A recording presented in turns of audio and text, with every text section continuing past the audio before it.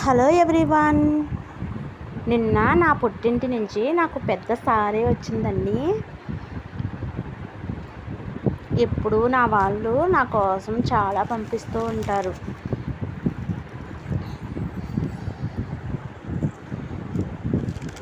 నాకే కాదండి, ప్రతి ఆడపిల్ల తల్లిదండ్రులు ఇంచుమించుగా కొంచెం అలానే ఉంటారు. ఆడపిల్ల దూరంగా ఉంటుంది కాబట్టి అన్నీ పంపిస్తూ ఉంటారు. అందులోనూ నాకు నా వాళ్ళైతే ఇంకా ఎక్కువ పంపిస్తారనుకుంటున్నాను. ఎందుకంటే నాకు తెలిసినప్పటి నుంచి నేను ఒక్కసారి కూడా మామిడికాయలు కొనుక్కోలేదండి. మామిడికాయలనే కాదు, ఇంట్లో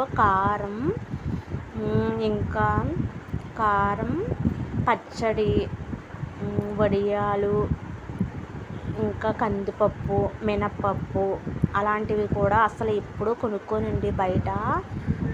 మా అమ్మ నా కోసం అన్నీ పంపిస్తూ ఉంటుంది. ఎక్కువగా వాళ్ళ కోసం కూడా ఎక్కువ ఆలోచించుకోరండి. ఏమి కొనుక్కున్నా నాకు కూడా కలిపే కొంటారు. ఏం తీసుకోవాలన్నా ఇది మా అమ్మాయికి లేవు, మా అమ్మాయికి తీసుకోవాలి, అది తీసుకోవాలి, ఇది తీసుకోవాలి అని ఎప్పుడు అంటూనే ఉంటారండి. నిన్న ఇవే కాదు, మామిడికాయలే కాదు, కారం, పచ్చడి, చింతపండు, ఇంకా మినప్పప్పు, ఇంకా ఇంట్లో కొంచెం ఇంకా కావాల్సిన ఐటమ్స్ చాలానే పంపించిందండి మా అమ్మ. నేను ఏం బయట కొనుక్కుంటానన్నా అమ్మ వద్దు, నేనే కొని పంపిస్తాను, నేనే కొంటాను అంటదండి. ఏదైనా సరే నన్ను అసలు కొనుక్కొనివ్వదు. బట్టలైనా, ఏదైనా శారీస్ అయినా, డ్రెస్సెస్ అయినా, ఏమైనా సరే నేను కొంటానమ్మా, నువ్వు ఎందుకు డబ్బులు దాచుకో, నా దగ్గర ఉన్న వాటితో నేను కొంటాను అంటదండి. అందరు అమ్మలు అలాగే ఉంటారు కదా. అందులోనూ మా అమ్మ అంటే నాకు కొంచెం ఎక్కువ స్పెషల్ అండి. ఎందుకంటే నేను దగ్గర నుంచి చూసాను కాబట్టి నాకు మా అమ్మ అంటే నాకు ఇష్టం.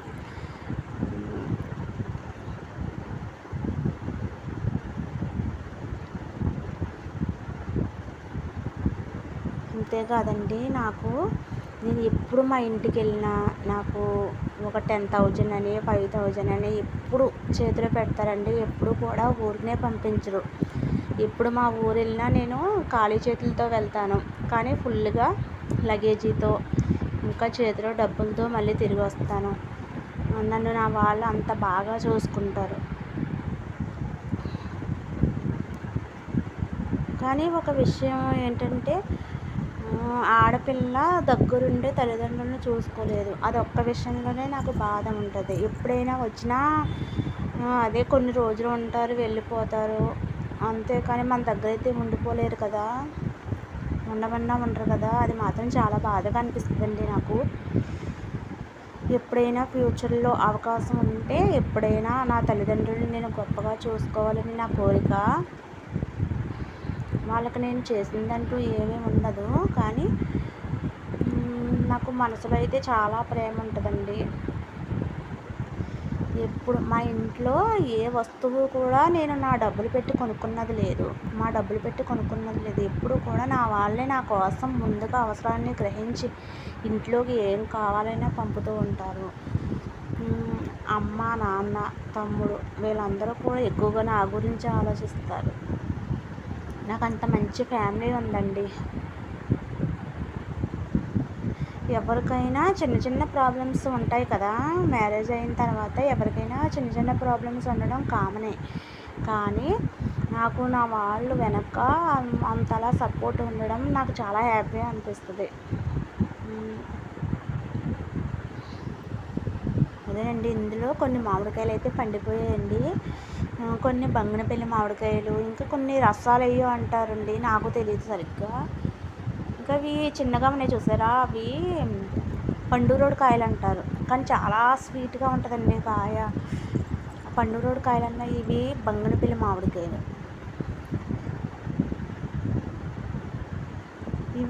ఈ చిన్నవి పండురోడు మామిడికాయలు అంటండి, చాలా స్వీట్గా ఉంటాయి. కాస్ట్ కూడా చాలా ఎక్కువ ఉంటుంది. ఒక్క మామిడికాయ 30 రూపీస్ అలా ఉంటుందంట బయట తీసుకుంటే. చాలా టేస్ట్గా ఉంటాయండి అవి. హెల్త్ ఇష్యూస్ ఉన్న వాళ్ళు కూడా అవి బాగా తినేయచ్చు అంట. కొంచెం ఏదైనా హెల్త్ ప్రాబ్లం ఉన్నవాళ్ళు ఈ బంగినపల్లి మామిడికాయలు కొంచెం తక్కువ తినాలి. బంగినపల్లి మామిడికాయలు అంత మంచిది కాదండి. కానీ ఈ పండుగరోడ్ మామిడికాయలని హెల్త్ ఇష్యూస్ ఉన్నవాళ్ళు ఎవరైనా కానీ తినొచ్చు అని చెప్పారండి.